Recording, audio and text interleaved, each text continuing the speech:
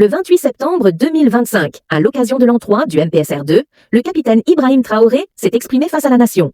Une conférence de presse attendue où il a répondu sans détour aux préoccupations majeures du peuple burkinabé. Avec des paroles fortes et assumées, il a tenu à rappeler la souveraineté du Burkina Faso et à adresser un message clair aux puissances impérialistes. Ces déclarations résonnent comme un avertissement et suscitent de vives réactions. Dans cette vidéo, découvrez les vérités d'Ibrahim Traoré qui bousculent l'ordre établi et marquent une nouvelle étape dans la lutte pour l'indépendance réelle. Quand vous disiez que si tout est mis en œuvre, 3 mois suffiraient pour tendre vers la fin de la guerre. Et ces détracteurs disent aujourd'hui que 3 ans plus tard, la guerre n'est pas totalement terminée. Monsieur le Président, ce soir, que leur répondez-vous? D'accord, merci beaucoup. Et merci à tous d'être venus pour cette interview. C'est vrai, c'est ce que nous aurons souhaité, mais les choses n'ont pas été comme on le pense. Et je dis si tout est mis en œuvre. Alors, il y a plusieurs perspectives à mettre en œuvre pour pouvoir atteindre cet objectif dans ce laps de temps. Mais tout n'a pas été mis en œuvre comme on le souhaitait. Primo, l'adversité. Alors, dès que nous sommes arrivés au pouvoir, nous aurons espéré qu'on nous laisse travailler très rapidement et pouvoir avancer. Malheureusement, certaines personnes nous ont approchés et ont voulu que nous allions dans leur sens parce que leur objectif n'était pas que la guerre finisse de sitôt. Je veux parler de certaines forces étrangères qui étaient présentes sur notre sol. On a eu des débats houleux avec des diplomates venus d'ailleurs sur la question, mais personne ne voulait qu'on aille dans le sens de finir cette guerre. Nous l'avons compris à travers les messages. S'il arrivait que des gens viennent jusqu'à nous dire qu'il faut qu'on accepte qu'ils soutiennent les terroristes et nous soutenir également, ça veut dire ce que ça veut dire, c'est une guerre entretenue. Donc nous avons très vite compris, on s'est débarrassé de toutes les forces qui étaient présentes ici, que ce soit les forces françaises, les forces américaines, et nous avons compris que la lutte sera âpre. La deuxième chose aussi était nous croyions que nous avions quand même un minimum d'armes et de munitions en stock. Aujourd'hui, je peux vous dire ce que j'ai trouvé par exemple en stock. Il y avait en tout et pour tout Burkina Faso moins de 100 000 cartouches de Kalachnikov. Et les armes, nous avions à peine une centaine. Comment est-ce qu'on pouvait faire la guerre? Il fallait se rééquiper, redoter l'armée en effectifs, en armement et tout. Ce qui a fait que l'objectif de 3 mois, si ces conditions préalables étaient réunies, c'était bien possible. Mais il n'y avait rien. On n'était pas préparé à la guerre, tant sur le plan équipement que sur le plan effectif. Justement, Monsieur le Président, vous venez de le dire, quand vous prenez le pouvoir, si on veut caricaturer, il y avait plus d'hommes que de munitions dans l'armée burkinabé. Et aujourd'hui, où en est-on avec le programme d'armement de cette armée-là? Et puis, quels sont les signes qu'elle est en train progressivement de monter en puissance? Très bien, je l'ai dit, je ne peux pas dépeindre toute la situation qu'il y avait, c'était catastrophique. Et comme je l'ai dit, vous pourrez enquêter. Il y a peut-être même dans cette salle des militaires qui étaient sur le front, sans armes. Ça existait dans notre armée. Donc ce sont des situations, on croyait que c'était juste, je ne dirais pas de la mauvaise foi, mais une situation incompréhensible. Pour nous, il y avait les armes et on refusait de les doter. Mais quand on a été face à la réalité, très vite, on s'est résolu à chercher d'abord à armer l'effectif qui était là. Et là, ça a été la croix et la bannière.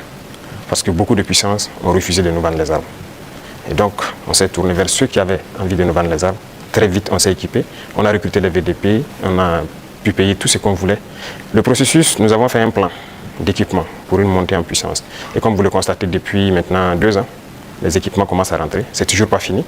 Et ça continue de venir. Peut-être que dans quelques jours, vous verrez encore de nouveaux équipements qui seront présentés, qui sont principalement des équipements d'appui. Parce que d'abord, l'infanterie, il fallait l'équiper pour que chaque homme puisse avoir une arme en dotation.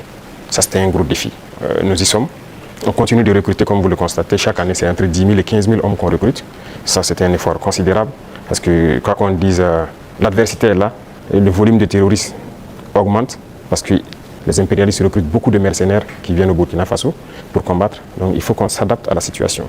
Et maintenant, nous avons notre 3e phase, qui n'est plus d'acheter, mais de fabriquer nous-mêmes. Et nous sommes aussi là-dedans. Donc, c'est ça la montée en puissance. Il faut bien s'équiper, mais aussi créer une industrie de défense. Ça, c'est très important. Dans quelques mois, bien quelques années, on aura ici, nos militaires vont utiliser des armes mine in Burkina. Bien sûr. Nous avons la capacité intellectuelle. Il y a de la ressource. Il suffisait juste de chercher. Et voilà. Nous sommes là-dessus. Vous serez surpris sûrement. Alors, Monsieur le Président, cette guerre, est-ce que nous pouvons la gagner? Est-ce que nous allons la gagner? Nous ne pouvons que la gagner. Qu'est-ce qu'on ferait? Soyez sûrs, nous n'irons nulle part. Et nous allons gagner cette guerre. Je vous ai dit que la menace mue beaucoup. Mais nous nous adaptons. Et la force de l'armée burkinabé, c'est que c'est l'une des armées les plus résilientes au monde. La pression que le Burkina Faso a, et je ne pense pas que sur cette terre actuellement, il y a un pays qui a cette pression. Mais nous tenons. Nos hommes se battent. Et nous nous adaptons constamment à la menace. Et nous comprenons d'où vient la menace, comment ça se manifeste. C'est ça le plus important. Et actuellement, je peux vous rassurer que bientôt, nous parlerons d'un albinos noir qui va apparaître. Et vous verrez.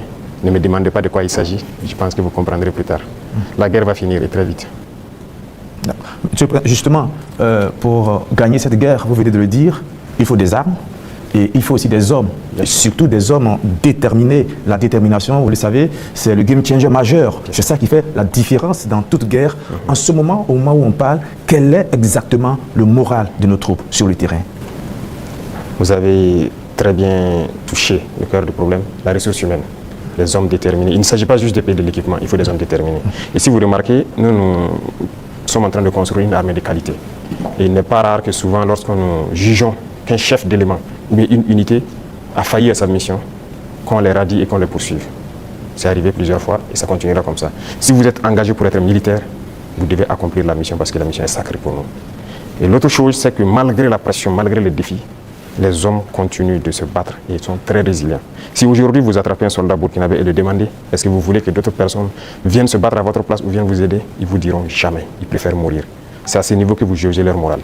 Ils sont prêts, toujours prêts, malgré la situation. Peu importe la bataille qu'on perdra, on va toujours maintenir le terrain. C'est ça qui est très important dans le mental des soldats. Donc le moral est au top.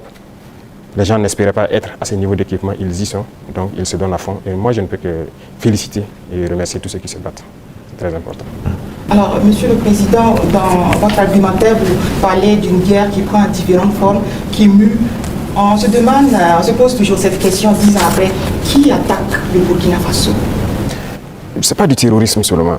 C'est une guerre pour s'accaparer de nos richesses et nous empêcher de nous développer. Je l'ai une fois développé lors d'un discours, je pense. Je disais que si nous, on arrive à exploiter convenablement notre sous-sol, à transformer ce que nous sommes en train d'exploiter ici, ce que nous produisons, il y aura un sous-emploi chez eux là-bas.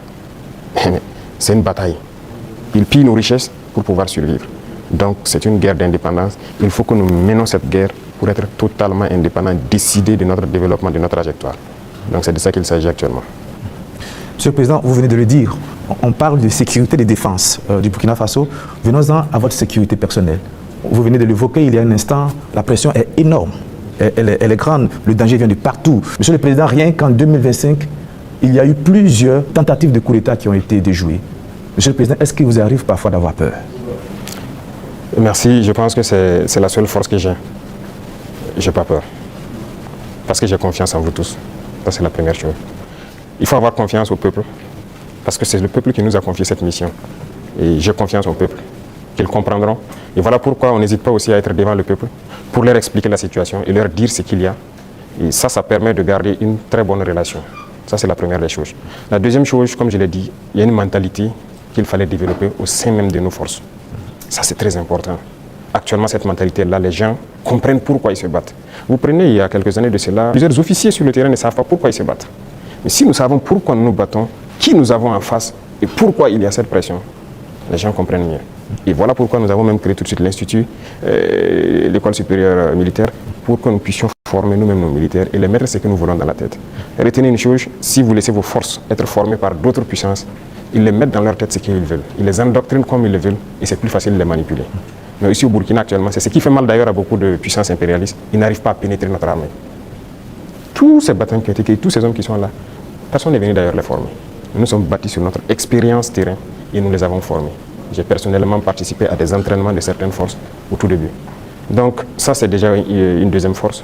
Et l'autre force est que si vous avez une mission, un objectif pour votre pays, vous ne devez pas avoir peur.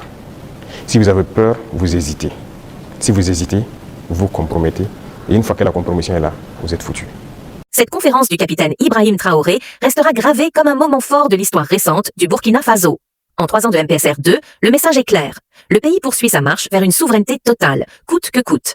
Ces paroles, franches et courageuses, continuent de résonner bien au-delà des frontières, dérangeant les impérialistes et inspirant les peuples africains en quête de liberté.